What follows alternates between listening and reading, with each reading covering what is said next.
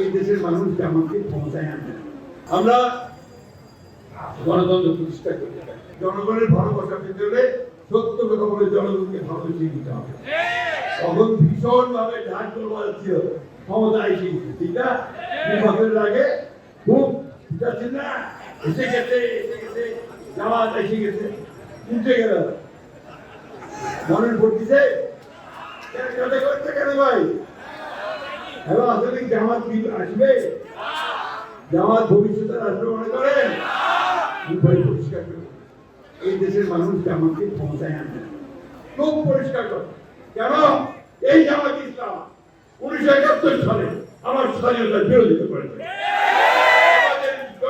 যারা যোদ্ধা ছিল, মুক্তিযুদ্ধ ছিল, তাদের হত্যা করছে, সংগ্রাম বিরাট কোনো মতেই তাদেরকে ক্ষমতায় নিয়ে আসতে পারি না, এই দেশের মানুষ পারে না। আমরা গণতন্ত্র প্রতিষ্ঠা করতে চাই, গণতান্ত্রিক ভাবে দিতে চাই। তার এই নয় যে আপনার দেশের স্বাধীনতার বাইরে নিয়ে কথা বলবেন, অস্তিত্বের বিরুদ্ধে কথা বলবেন, আর আমরা সেটাকে মেনে নিয়ে কাজ করবো। এই বিষয়ে অনেকটা করতে